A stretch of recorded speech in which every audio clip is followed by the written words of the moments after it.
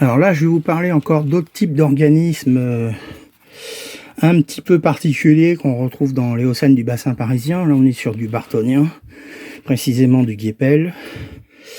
Ce sont des petits éléments, vous voyez, qui ressemblent globalement à deux sortes de petits micros, on va dire, stylisés.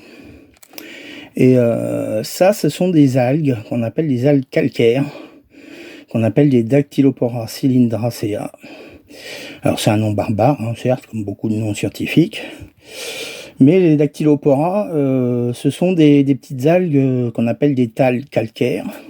Je vous mettrai l'orthographe pour que ça soit bien compréhensible. Et à l'intérieur, c'est tout creux. C'est creux, vous voyez. Alors on va peut-être pas bien le voir, parce que là, forcément, la mise au point est pas évidente. J'espère que ça sera visible, sinon je vous en montrerai sur photo. Et au guépel, elles étaient surtout présentes sur une couche. Une seule couche, où j'en ai trouvé des centaines d'exemplaires. Mais hormis cette couche-là, il y en avait très peu. Et dans d'autres gisements du bartonien, du bassin parisien, elles sont plutôt rares à trouver. Il y en a, mais faut pas s'attendre à en trouver autant. Là, c'était une couche argileuse, sablo-argileuse, donc qui les préservait extrêmement bien. Donc voilà, j'ai pu en récupérer une belle quantité. Bon, j'aurais pu en récupérer encore bien plus que ça, parce que chaque fois que j'allais en fouille sur ce gisement-là et que je creusais dans cette couche dite à minax, à mélanger la minax, je vais vous montrer à quoi ça ressemble. Je vais reprendre.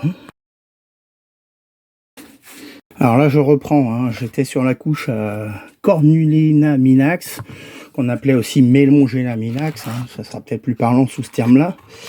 C'est un gastéropode qui est assez joli parce qu'il est ornementé, vous voyez. Il est très ornementé, il a des pointes. Bon, là, on est déjà sur un spécimen de belle taille, relativement bien préservé, sachant qu'il y a des spécimens encore bien plus gros. Là, je vais vous en montrer un qu'un ami avait trouvé en juin 2003 sur le plateau du guépel. Celui-là, c'est vraiment un spécimen hors catégorie. J'ai jamais vu plus gros guépel, mais il y a certainement encore plus gros. Voilà, il est un petit peu roulé, il était à même par terre. Et vous voyez, comme dans une autre vidéo, il y a des traces d'usure dues à des cliones, des éponges qui ont bouffé une partie de la coquille. Voilà, donc ça, ce sont des très gros gastéropodes qui abondaient dans cette couche-là. Et comme c'était une couche qui était très argileuse, ça a permis également de préserver toute autre chose, et donc les algues, quelques coraux, beaucoup de coraux, quelques oursins, mais alors ils sont vraiment très rares au guépel, beaucoup de mollusques très bien préservés, des bivalves, des gastéropodes.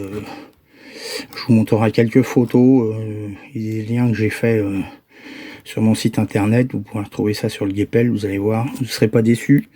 Bon, c'est un site qui est à l'heure actuelle protégé. Hein. De toute façon, l'exploitation s'est terminée aux alentours de 2009.